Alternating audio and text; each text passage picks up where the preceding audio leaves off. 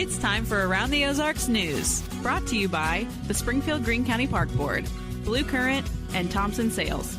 Here are your hosts, Ethan and Sarah Foreheads. Hey, good morning to you. It is Friday. Here we are at the weekend. Don't look now, but it's Friday the 13th. I think that'll may affect some folks. Not us. Hey, though, right? my niece might have a baby today on Friday the 13th. How about Is that right? Yeah. Oh, Well, I I don't know. mean, she's laboring. I don't know. So, I mean, We'll see. I don't know how. I guess some people labor for like 24 hours, but I never did. So I don't have any clue what she'll Friday do. the 13th. I guess you don't have to tell people that you were born on Friday the 13th, just the 13th. Well, I don't know that it would bother. I feel indifferent about it. Okay. I don't feel strongly about it. At any rate, we're doing news. We are doing news, and this is just a crazy story that we begin with.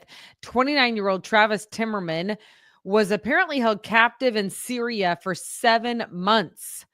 I know you don't know him, but you're about to, because he's been on national news now. He is originally from Hickory County. He'd gone on an overseas trip, what he called a Christian pilgrimage, and he was last known to be in Budapest, Hungary in June of 2024. The family filed a missing persons report because they'd been out of contact with him. And apparently he had been picked up and thrown into a Syrian prison. Authorities say he was among thousands of people who were just released from those prisons after rebels reached Damascus, overthrowing the president Bashar Assad. Wow. Can you even imagine what kind of a crazy story that he will have to tell? By the way, he said on national television that his captors treated him fairly, kindly. I mean, not like well, but he was fed and watered and said he was not physically beaten. Okay, well, that's more than I would have guessed from Syria, but it's just unbelievable good for him. Yeah, that's a all wild right. story. I hope we get a chance to hear the whole story at some point. I know. Yes. Out with the old and in with the new at Missouri State University. One building will be torn down to make room for another building in its place. A demolition ceremony is taking place on Monday at 2 for the Judith Inyart Reynolds Performing Arts Complex. It's going to be a whole complex. MSU plans to remove the art annex, an aging World War II era building, and replace it with a space that offers a lot more room for all things performing arts. It's going to be a multi-million-dollar renovation. And I think what they're tearing down is right next to the stadium, right? Plaster Stadium? Yes, it is close to that. Yep. Okay. Well, it'll be nice when they get it taken care of. But it's interesting they're having a demolition ceremony. So it's I guess they're paying respect to the building because it's a World War II era building. Yeah, I think, in fact, it was like built somewhere like significant, and they like moved it to campus. So yeah. So it's a storied building. They want to give it a send off. That's a good use of that adjective. Which one? Storied. Storied. Yeah. Okay. We got stories. The first two stories. Let's see what we do with this one. Missouri. This could be a good story for you because Sarah and I have both lived in states without income taxes, and it was pretty nice. I'll be honest. Go Texas. And where were you? Florida? Nevada and Florida. Oh, Nevada. Florida. Yeah. Okay. I had a rude awakening when I moved to Michigan for a number of reasons that I won't get into here. But anyway, Missouri may follow the lead of several other states and get rid of the state income tax. Republican senators, 6 of them, have pre-filed bills that would implement a 4% flat tax initially, and then eventually eliminate the state income tax. Governor-elect Mike Kehoe has pledged to eliminate the state's income tax. That was one of the things he ran on, but it's a big undertaking. But if you have people in both houses of the legislature for it, it just might happen. So stay tuned there. In Springfield, drivers, heads up. Construction on Republic Road east of Kansas Expressway is over. Crews were doing work on the bridge there that runs over James River Expressway. You see the work that they're doing on top and on bottom. They repaved it and installed new barriers. Workers are still finishing up some minor things over the next few weeks, but the major road construction there is over. So, man, 60 is really shaping up as you drive on that side of town. You can go at a pretty good clip now, which is nice. This is wild because in the St. Louis area and over on the eastern part of Missouri, they're having some earthquakes. The Bootheel, 10 small earthquakes there, magnitudes ranging from 1.8 to 3.0. That's not the issue. The issue is that they're happening. There's a swarm of them, if you will. Activity actually leads more people to the New Madrid, Missouri, an area with that fault line that is, they say, a ticking time bomb. Those who live and work in the area say it's not that uncommon. Just a reminder of how active that area in that fault line is. Should there ever be a big one? And man, I grew up in the St. Louis area, and they were always talking about the New Madrid fault and getting ready for the big one because it's coming at some point. The last time there was a big one, and there were several big ones, 1811 and 1812. There were a series of earthquakes. The initial one was maybe an 8.2 on the Richter. Wow. Never even heard of such a thing. Followed by a 7.4. I mean, it's felt all the way in New York. And when you think about that, an earthquake in St. Louis that's felt in New York, that's heavy duty. So yeah, that's really wild. And we've done lots of stories when we were back on KY3. We did stories about how Springfield is a safe zone for people following the earthquake. So yeah, a lot of help for the earthquake area will come from Springfield. It's incredible. Okay. Now to this. Patients and their families at Children's Mercy Hospital in Kansas City got to meet and hear Taylor Swift sing yesterday. Oh. She is in town.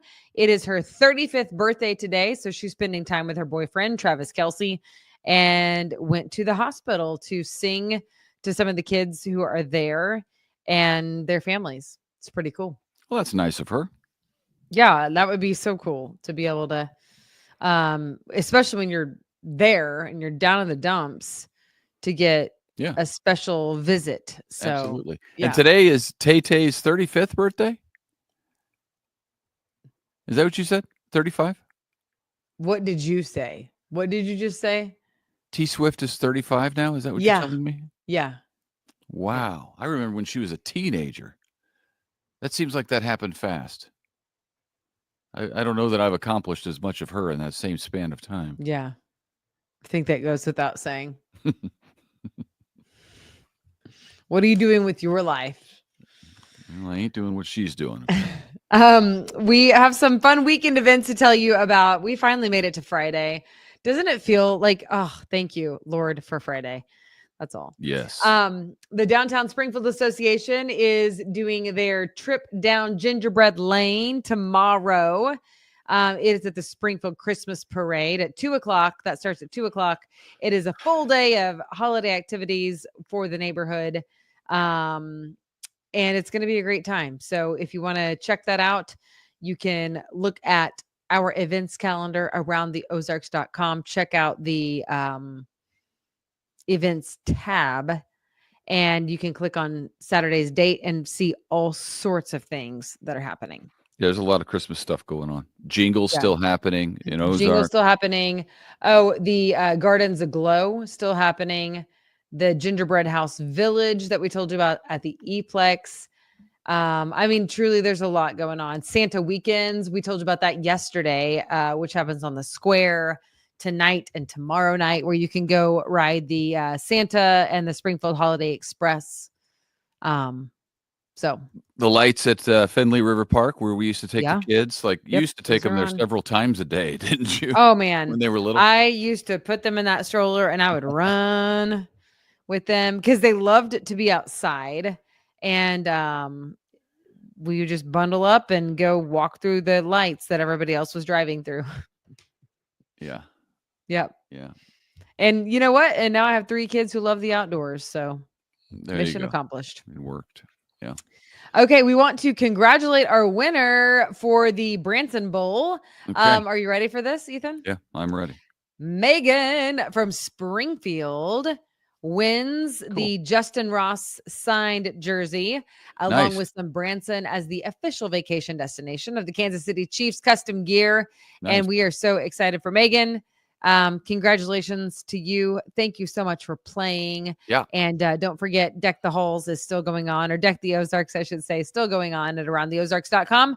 Go pick your favorite picture of the people's Christmas decor, because the winner is going to get a really cool prize: 4 annual passes to Wonders of Wildlife, plus a $100 gift card to Jim's Steakhouse. Yep. There is one clear winter. There's 5 pages of submissions, and you go, you look through each picture, figure out which one you like. And there is one right now that is actually, I should say 2. There are 2 right now that are like taking the cake from all the others, but those 2 are close.